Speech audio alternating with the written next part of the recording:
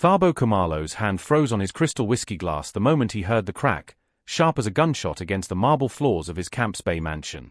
But it was the words that followed, dripping with venom through his fiancée's perfectly glossed lips, that shattered everything he thought he knew about the woman he was meant to marry in 3 weeks. You don't belong in this family. Before we dive in, don't forget to subscribe to this channel for more thrilling stories, turn on the notification bell so you never miss an update, and sit back, relax, and enjoy this captivating tale. The late afternoon sun painted Table Mountain in shades of amber and gold, its light streaming through the floor-to-ceiling windows of the Khumalo estate. Thabo stood in his study, surrounded by the trappings of his success, awards from his tech company, framed photos with politicians and celebrities, abstract art worth more than most people earned in a lifetime. Yet lately, these symbols felt hollow, like beautiful shells with nothing living inside. He rolled his shoulders, trying to ease the tension that had become his constant companion since the wedding preparations began. Zingle had transformed from the charming, sophisticated woman he'd proposed to into something he barely recognized, a whirlwind of demands, tantrums over flower arrangements, and cutting remarks about anyone she deemed beneath her station. "It's just wedding stress," his mother had said last week, though her eyes carried doubt. "All brides become difficult before the big day." Thabo wanted to believe that. He'd built his empire on calculated decisions, on reading people and situations with precision. How had he missed the signs? The sound of his 6-year-old daughter Lethabo's laughter drifted from somewhere in the house, bright and pure. Since her mother, his late wife Thandile, had died 4 years ago, that sound had become his anchor. Thandile had been his partner in every sense, building the company alongside him before cancer stole her away. She'd made him promise to find love again, to give Lethabo a complete family.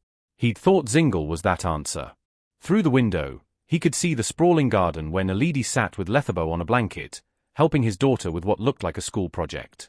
Naledi Mokina had been Lethabo's nanny for 18 months, a quiet young woman from Soweto whose gentleness with his daughter had been a blessing. She never overstepped, never demanded attention, yet somehow always knew exactly what Lethabo needed. Lethabo adored her. Thabo watched as Naledi patiently guided his daughter's small hands, their heads bent together over colored paper and glue. There was something about Naledi's presence that brought calm to his chaotic household, a stillness in her dark eyes, a genuine warmth in her smile when she thought no one was watching. She wore her hair in neat braids, and her uniform was always spotless despite spending her days chasing after an energetic child. He'd noticed her more lately, though he tried not to. Noticed the way she bit her lip when concentrating, the soft hymns she hummed while tidying, the infinite patience she showed Lethabo during nightmares about her mother. Guilt twisted in his chest. He was engaged. These thoughts were inappropriate. "Thabo." Zingle's voice cut through the house like a blade. "Where did that girl put my emerald earrings? I specifically told her to have them cleaned and ready." He sighed, setting down his glass. The girl was Naledi, and she had a name. He'd mentioned this to Zingle countless times, but his fiancée seemed incapable of remembering, or perhaps unwilling. Zingle swept into the study, a vision in designer clothing, her honey-colored weave falling perfectly over her shoulders. She was beautiful, strikingly so, with features that turned heads and a wardrobe that cost more than most cars. Everything about her was polished, curated, expensive. Everything about her was also, increasingly, cold. "Did you hear me?" she demanded, manicured nails tapping against her phone case. "That nanny is useless. I don't know why you keep her." "Naledi is excellent with Lethabo," Thabo said carefully. "And I believe your earrings are at the jeweler. You dropped them off yourself yesterday." Zingle waved a dismissive hand. "Whatever. I need you to sign off on the final guest list. I've removed some of your more provincial relatives. We can't have just anyone at our wedding. Image matters, Thabo." Provincial. She meant poor. She meant his cousins from rural Eastern Cape who'd helped raise him. "Zingle, those are my family. And now I'm your family." Her smile was sharp. "You've worked so hard to build this empire, this reputation. Don't you want a wife who understands how to move in these circles? Who knows which people matter?" There it was again, that casual cruelty disguised as pragmatism. But before he could respond, a crash echoed from the kitchen, followed by Zingle's sudden, frightening stillness. "What was that?" she hissed. They both moved toward the sound. Thabo's stomach knotted with sudden dread, though he couldn't say why. Something in the air had shifted, like the pressure drop before a storm. In the kitchen doorway, he froze. Naledi stood near the counter, shards of what had been Zingle's imported Italian vase scattered at her feet. Her eyes were wide with horror, her hands trembling. Lethabo stood beside her, tears already forming. "It was an accident, Daddy," his daughter whispered. "I was running and—" But Zingle was already moving forward, her face transformed into something ugly, something Thabo had never fully seen directed at another person before. And in that crystalline moment, he knew, whatever happened next would change everything. What do you think Zingle will do next? Have you ever witnessed someone's true colors emerge in a moment of anger? Share your thoughts below. Time seemed to slow as Zingle crossed the kitchen, her Louboutin heels clicking against the marble like a countdown. Naledi instinctively stepped in front of Lethabo, her body language protective even as her face showed pure fear. "Miss Zingle, I'm so sorry," Naledi said quickly, her voice steady despite the trembling in her hands. "It was an accident. I'll replace the vase, I'll pay." "Pay?" Zingle's laugh was brittle, dangerous. "With what? Your pathetic salary? That vase cost more than you make in 6 months, you clumsy." "Zingle." Thabo's voice cut through, firm. It was an accident. But his fiancée wasn't listening. Her eyes had locked onto something else, Lethabo's small hand clutching Naledi's uniform, the way his daughter had automatically sought protection from the nanny rather than coming to her father or future stepmother. Something dark flickered across Zingle's face. Jealousy. Pure and venomous. "This is exactly what I've been telling you, Thabo," Zingle said, her voice taking on a poisonous sweetness. "She's making your daughter too attached. It's unhealthy. Lethabo needs to learn boundaries, needs to understand that staff are staff, not family." "Naledi is not just staff," Lethabo said suddenly, her 6-year-old voice fierce with loyalty. "She's my friend. She helps me remember Mommy's bedtime songs." "She." The slap came so fast that Thabo almost didn't register it. One moment Zingle's hand was at her side. The next, it connected with Naledi's cheek with a crack that echoed through the kitchen like a thunderclap. The young woman's head snapped to the side, her braids whipping with the force of it. A bright red handprint bloomed instantly across her dark skin. Lethabo screamed. Naledi stumbled backward, her hand flying to her face, eyes wide with shock and pain. She didn't cry out, didn't curse, didn't fight back. She simply stood there, frozen, one hand pressed to her burning cheek while the other instinctively reached back to keep Lethabo behind her. Even now, even assaulted, she protected his daughter first. "How dare you," Zingle snarled, advancing on Naledi like a predator. "How dare you poison this child's mind against me, making her think you're some kind of mother figure." She grabbed Naledi's arm, her nails digging in. "You're nothing. A nobody from Soweto who should be grateful to scrub toilets in a house like this." Naledi's eyes glistened, but she held Zingle's gaze with quiet dignity. "I have never said anything against you, Miss Zingle. I only care for Lethabo as my job requires." "Your job?" Zingle's voice rose to a shriek. "Your job is to be invisible. To know your place." She shook Naledi hard enough that the young woman winced. "But you've gotten ideas, haven't you? Walking around this house like you belong here. Wearing that uniform like it makes you equal to me." Thabo watched, paralyzed by the shock of it, as his fiancée, the woman he'd chosen to be his daughter's stepmother, revealed herself completely. This wasn't wedding stress. This wasn't a bad moment. This was who Zingle truly was, stripped of the veneer she'd maintained so carefully during their courtship. "Look at me when I'm speaking to you." Zingle yanked Naledi's face toward her. "You're just a poor girl playing dress-up in someone else's life. You think because you've got some education. After all, you speak English well, so you're special." Her lips curled into a cruel smile. "You're not. You're the help. Replaceable. Forgettable." "Zingle, enough." Thabo finally found his voice, moving forward. But his fiancée was on a roll now, all her carefully hidden contempt pouring out like poison from a lanced wound. "She needs to hear this, Thabo. She needs to understand." Zingle's hand tightened on Naledi's arm, her perfectly manicured nails leaving crescents in the young woman's skin. "You don't belong in this family. You never will. You're just the hired help, and the moment we're married, you'll be gone. I'll make sure of it." The words hung in the air, ugly and absolute. Nalidi's face remained eerily calm, though tears now slipped silently down her cheeks, mixing with the red mark on her face. Her voice, when she spoke, was barely a whisper. "I understand, Miss Zingle." But it was Lethabo's sobbing that finally broke through Tharbo's shock. His daughter had crumpled to the floor, arms wrapped around Nalidi's legs, crying with the raw, broken sound of a child watching something precious being destroyed. "Don't let her send Nalidi away, Daddy. Please. She's all I have left of," Lethabo couldn't finish, her small body shaking with sobs. And in that moment, watching Zingle's face twist with irritation at his daughter's pain, watching Nalidi gently try to comfort Lethabo even while nursing her own assault, watching the shattered glass on the floor reflect the shattered illusion of his future, Tharbo Khumalo made a decision. It took exactly 3 seconds. 3 seconds to see everything clearly. 3 seconds to know what honor demanded. 3 seconds to choose the right path, even if it meant destroying the one he'd been on. He reached for his phone with remarkably steady hands, considering he was about to detonate his entire life. "Tharbo, what are you doing?" Zingle finally noticed his movement, her voice sharp with suspicion.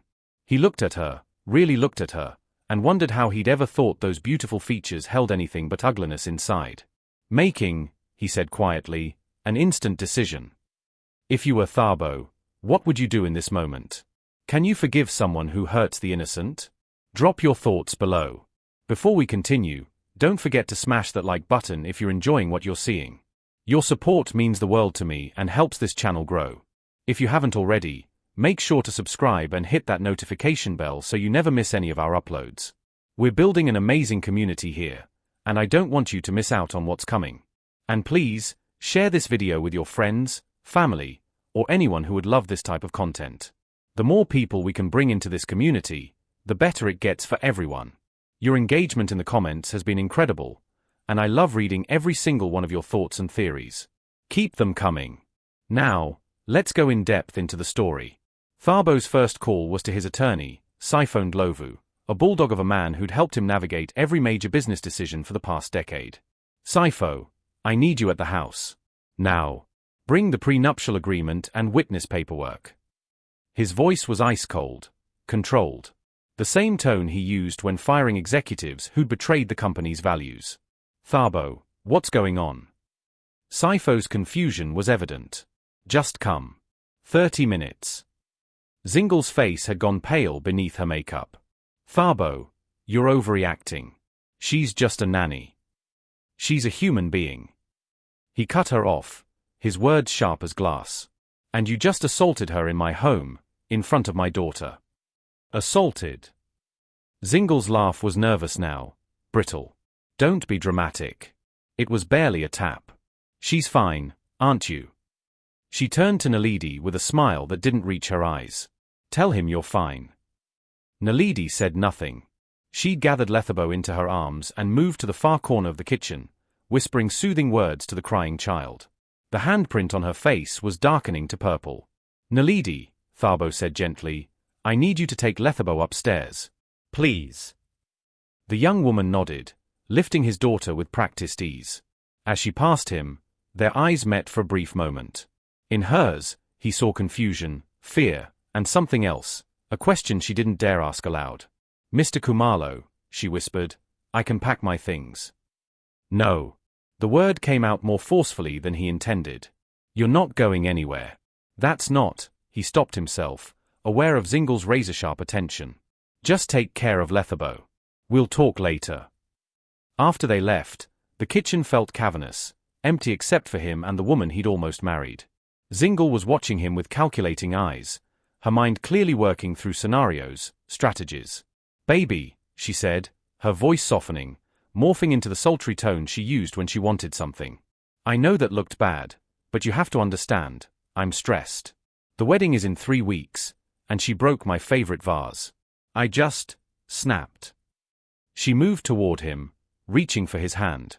"It won't happen again. I promise." Tharbo stepped back. "You're right. It won't." Her smile faltered. "What's that supposed to mean?" "It means I'm calling off the wedding."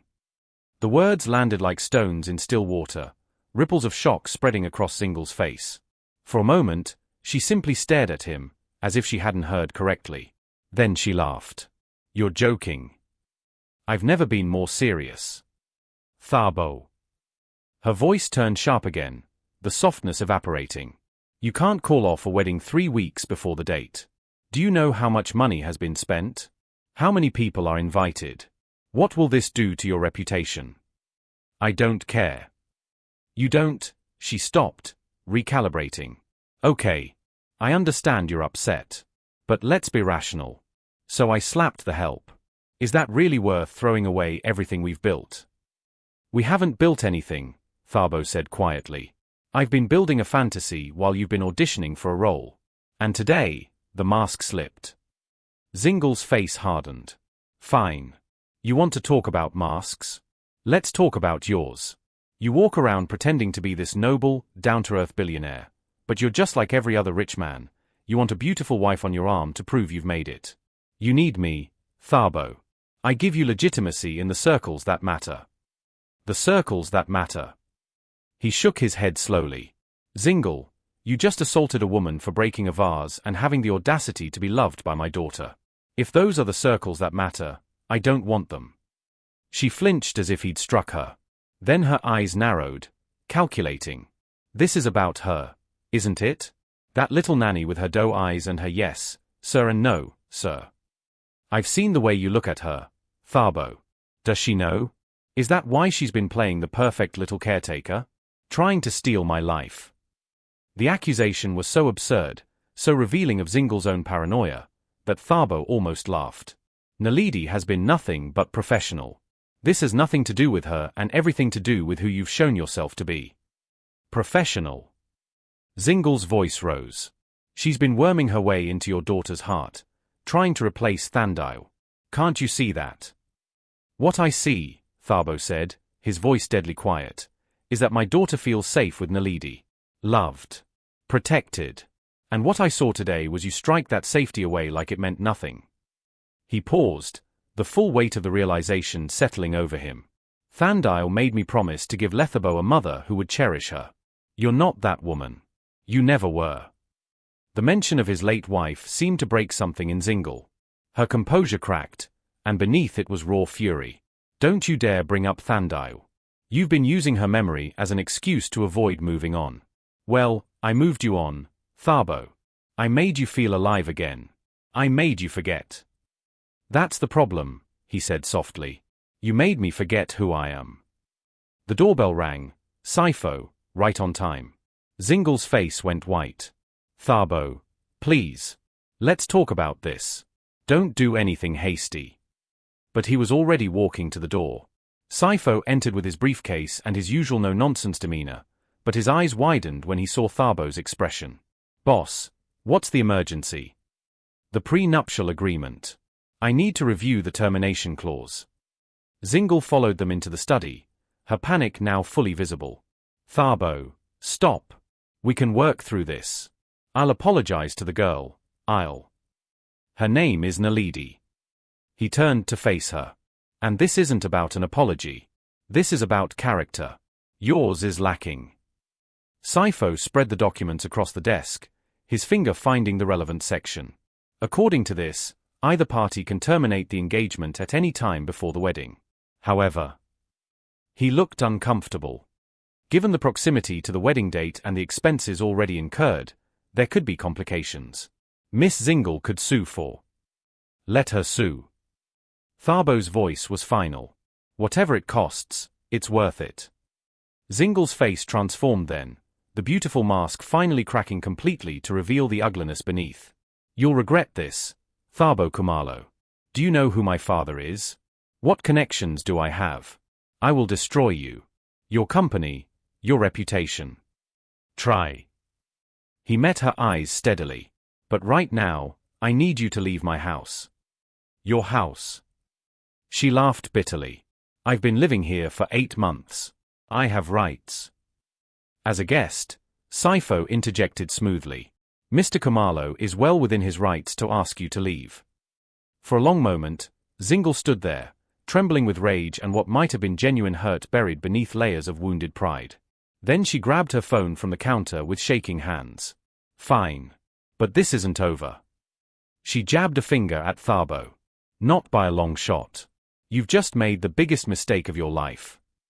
She stormed out, heels clicking like gunfire against the marble. The door slammed with enough force to rattle the windows. In the sudden silence, Sifo let out a low whistle. I'm going to need the full story. But Thabo was already moving toward the stairs, toward the soft sound of Lethabo's voice drifting from her bedroom, and the gentle, patient responses from the woman who'd shown more grace under fire than anyone he'd ever known. He needed to make sure they were okay. He needed to understand why his heart was pounding not from anger, but from something else entirely, something dangerous and impossible and completely inappropriate for a man who just ended his engagement 30 minutes ago. He needed to see Naledi. Thabo found them in Lethabo's bedroom, a princess castle of soft pinks and purples that Thandile had designed before she got too sick to leave the hospital. Naledi sat on the edge of the bed, Lethabo curled against her side, both of them looking at a photo album spread across their laps. And this one, Lethabo was saying, her finger on a picture of Thandile, this is when Mommy won that big award. Daddy said she was the smartest person he ever met. She was beautiful, Naledi said softly. You have her smile. They hadn't noticed him in the doorway. Thabo stood there, transfixed by the tender scene, by the way Naledi held his daughter with such natural affection, by the ice pack she'd abandoned on the nightstand. She tended to Lethabo's emotional wounds before her own physical ones. The handprint on her face had deepened to an ugly purple-black bruise. Guilt and something fiercer, protectiveness, surged through him. Daddy. Lethabo spotted him and scrambled off the bed, launching herself into his arms. Is Miss Zingle gone? She was so mean to Naledi. I don't want her to be my new mommy. Thabo held his daughter tight, breathing in her familiar scent of strawberry shampoo and childhood innocence. She's gone, princess. And she won't be coming back. Lethabo pulled back to look at his face, her eyes, Thandile's eyes, searching his. Promise. I promise. Does that mean Naledi gets to stay? The hope in her voice was painful in its intensity. Over his daughter's head, Thabo met Naledi's gaze. She'd stood up, clasping her hands in front of her posture carefully neutral. But her eyes, those deep, expressive eyes, held a storm of emotion she was clearly trying to suppress. Can we talk? He asked her. Lethabo, sweetheart, can you play in your room for a few minutes while I speak with Naledi?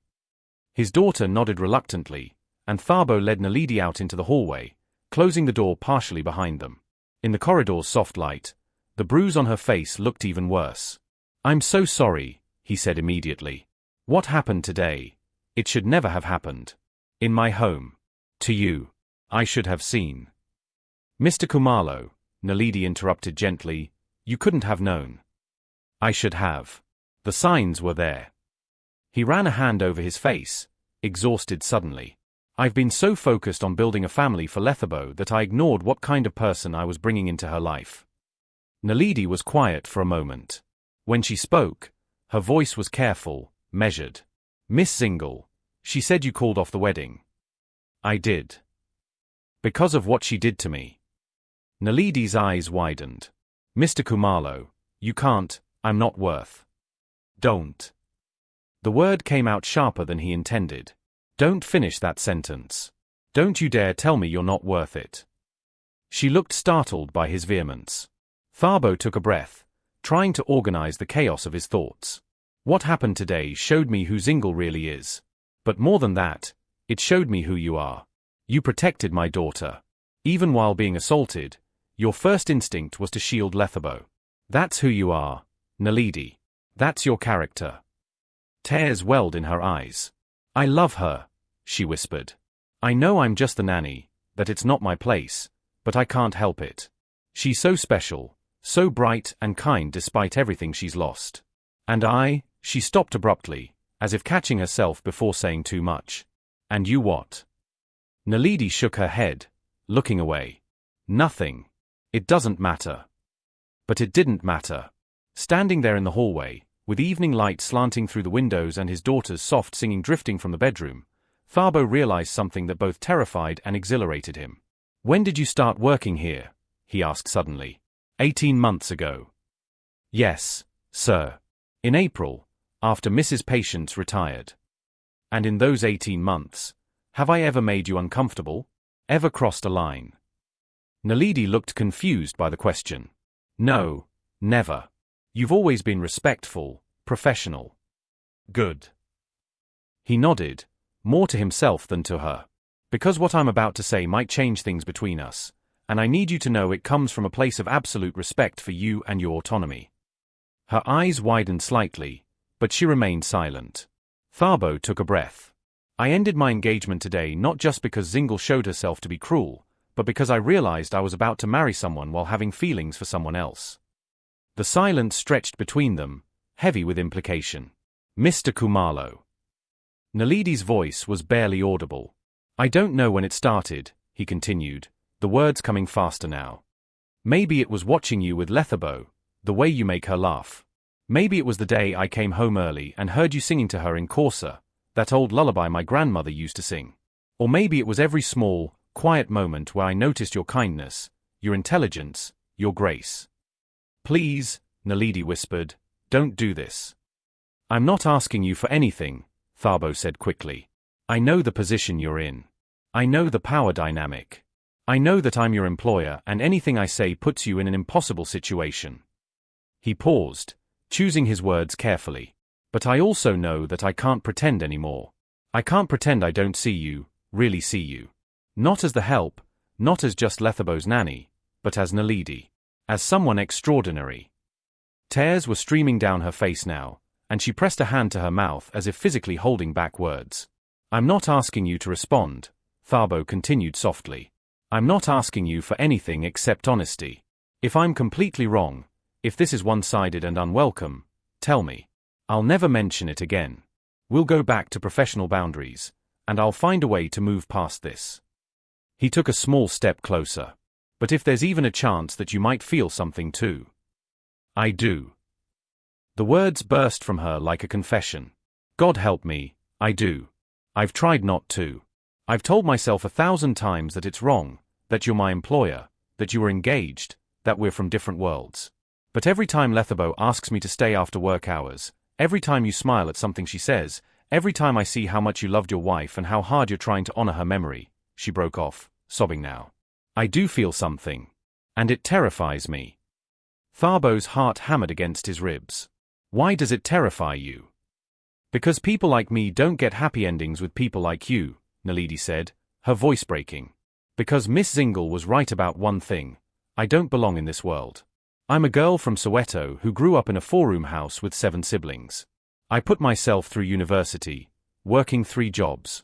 This, she gestured around at the opulent hallway, this isn't my life. It's just where I work. What if it could be your life? Thabo asked quietly. She stared at him. What are you saying? I'm saying that today I made an instant decision that left my fiancée ruined. But maybe, he paused, his heart in his throat, maybe it's time to make another decision. One that builds instead of destroys. Mr. Kumalo. Thabo. Please. Just. Thabo. Naledi looked at him, her eyes searching his face for something. Sincerity, perhaps, or proof that this wasn't some cruel joke. Thabo, she said finally, his name soft and uncertain on her lips. What are you asking me?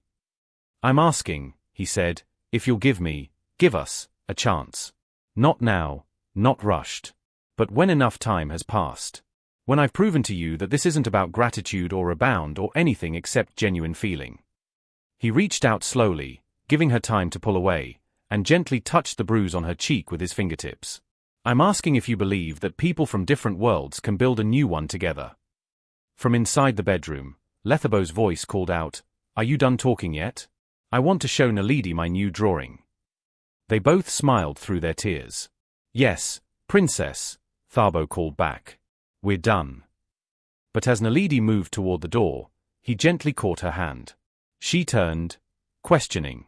One more thing, he said. Tomorrow, I want you to press charges against Zingle for assault. I'll support you completely, lawyer, everything. She needs to face consequences. Naledi hesitated.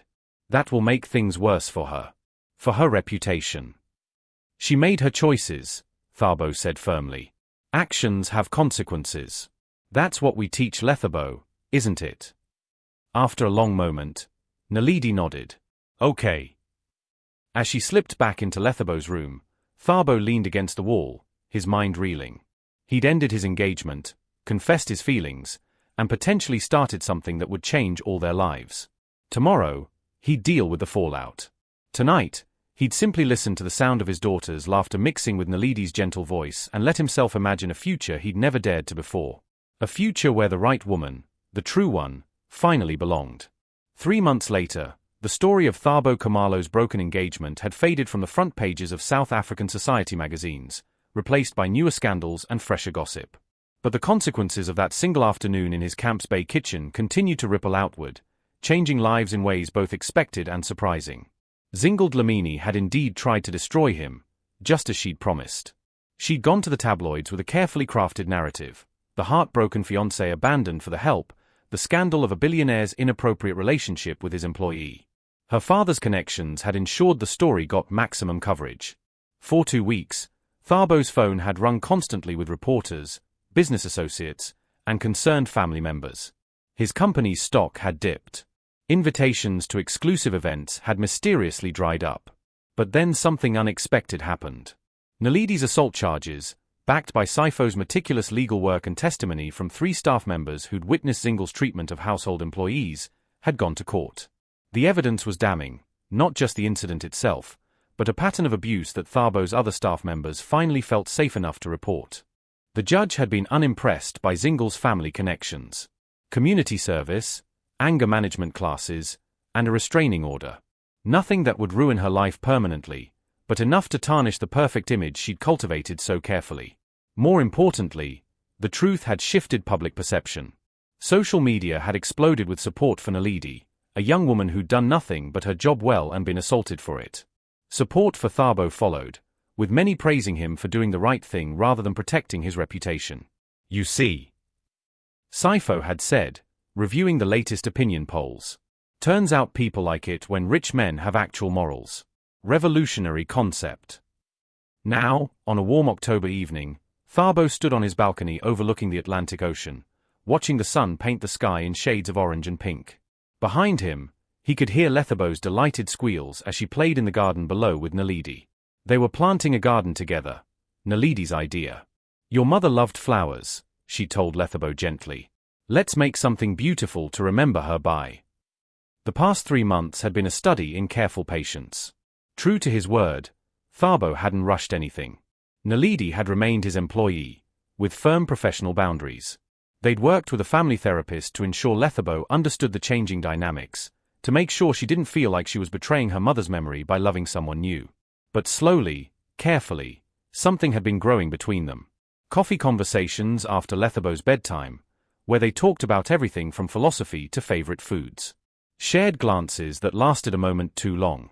The electricity was produced when their hands accidentally touched while reaching for the same book. Last week, Nalidi finally gave her notice.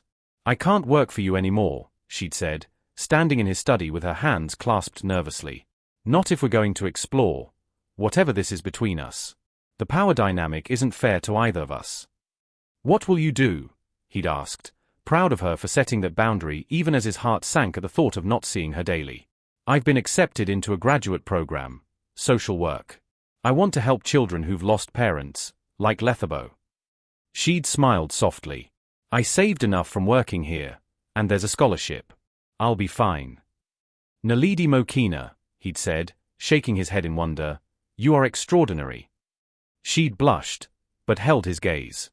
"Does this mean we can try? Really try? If you'll let me take you to dinner. Somewhere nice. Somewhere I can spend 3 hours learning everything about you without worrying about professional boundaries." Her smile had lit up the room. "I'd like that." That dinner had been 5 days ago, at a small restaurant in Cork Bay, intimate and perfect. They'd talked until the staff started stacking chairs, about her childhood, his business, her dreams, his fears. About Thandile and the guilt he'd carried about moving on. "She sounds like she was amazing," Nalidi had said, covering his hand with hers across the table. "And I think she'd be happy that you're finding happiness again. That Lethabo is finding it too." "She would have liked you," Thabo had said, meaning it absolutely. "You have the same kind of strength. The same kindness."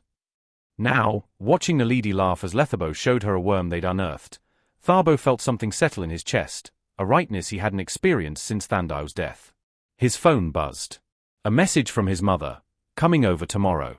Want to meet this young woman properly. And Thabo? Your father and I are proud of you. Finally. He smiled. His family's acceptance had been slower than social media's, but it had come. His mother had been horrified by what Zingle had done, but worried about the scandal of Thabo dating the former nanny. His father, more pragmatic, had simply asked, "Does she make you happy? Does she love our granddaughter?" Yes and yes. The turning point had been 2 weeks ago, when Naledi had accompanied them to a family gathering in the Eastern Cape, the same provincial relative Zingle had tried to exclude from the wedding. Naledi had fit in effortlessly, speaking Xhosa with his grandmother, helping cook, laughing at his uncle's terrible jokes. That one, his grandmother had told him privately, has a good heart. The other one? All shine, no substance. Like fool's gold. Daddy. Lethabo's voice carried up from below. Come see our garden. We planted roses for Mommy. Thabo headed downstairs and outside, where his daughter grabbed his hand and pulled him to the freshly turned earth. Several rose bushes stood in neat rows, their buds just beginning to open. Naledi said roses mean love that lasts forever, Lethabo explained seriously. So Mommy will always be with us, even in the garden. That's beautiful, princess. Thabo's voice was thick with emotion. Naledi stood slightly apart, giving them their moment, but Lethabo reached out and grabbed her hand too, pulling her closer. We're a team now, Lethabo announced. All three of us. Right, Daddy. Thabo looked at Naledi over his daughter's head. She was radiant in the golden evening light, her hair loose around her shoulders, her eyes shining with happy tears. The bruise had long since faded, but the strength that had gotten her through that day, through everything, remained. Right, princess, he said softly, but his eyes never left Naledi's. A team. 6 months later. The small ceremony in the garden was nothing like the elaborate wedding Zingle had planned. Only 50 guests, family and close friends, sat on white chairs among the roses that were now in full bloom. Naledi wore a simple cream dress, elegant in its simplicity, her natural hair styled in intricate braids woven with flowers. No designer gown, no imported veil, just her, beautiful and real. Lethabo stood beside her as flower girl, beaming with pride and holding a basket of rose petals. Thabo's hands trembled slightly as he took Naledi's, standing under an arch of roses in the garden they'd planted together. I was lost, he began, his vows simple and from the heart. After Thandau died, I didn't know how to be whole again. I thought I had to fill the emptiness with someone who fit a certain image, who checked certain boxes.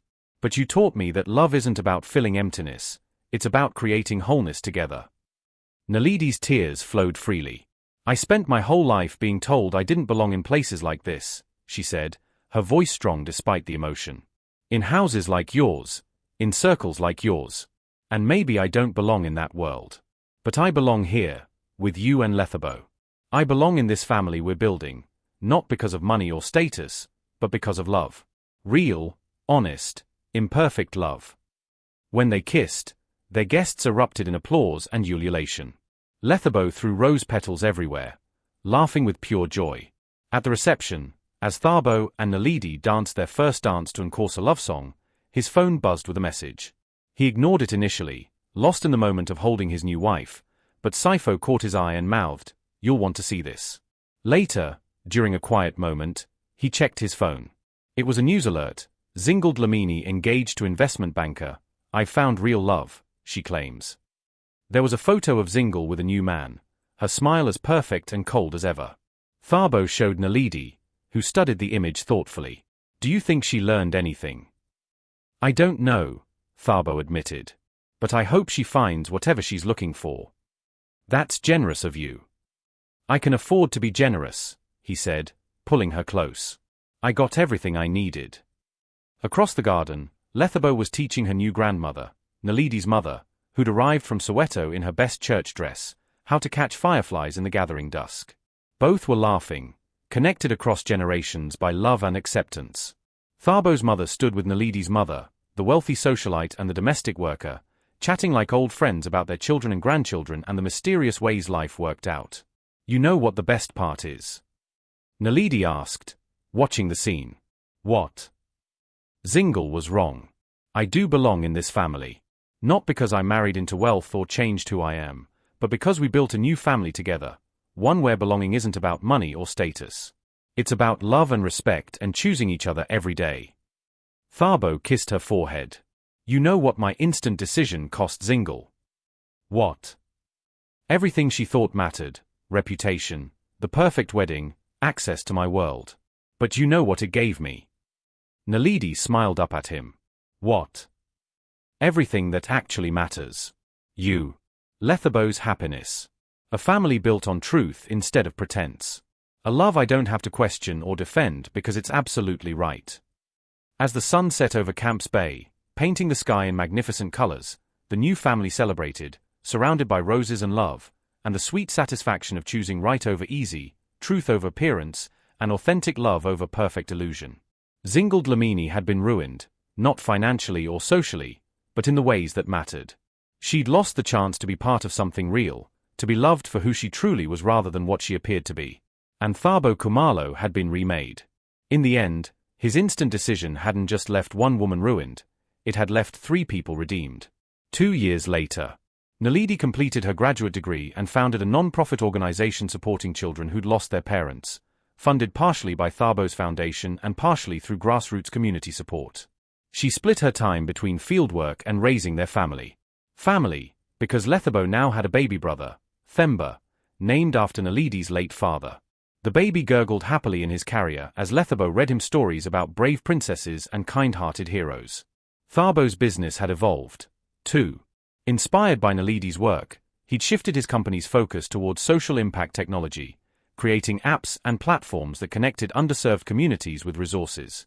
The wedding photo in their bedroom, simple, joyful, real, sat beside the picture of Thandao. Not replacing, but complementing. Both women had loved him, both had shaped him, both had made him better. And when Lethabo asked, as children do, Daddy, how did you know Naledi was the right one? He always gave the same answer. Because when I had to choose between what looked right and what was right, she made the choice easy. Real love always does. Have you ever had to make an instant decision that changed your life? Do you believe in second chances at love? Drop your story in the comments. We read every single one. Don't forget to like this video if you believe in love that conquers all, subscribe for more heartwarming stories, and share this with someone who needs to hear that they do belong. Thanks for watching till the end. We know you loved this story, and there are many more thrilling ones waiting for you. Just click on the video on your screen to dive into the next chapter.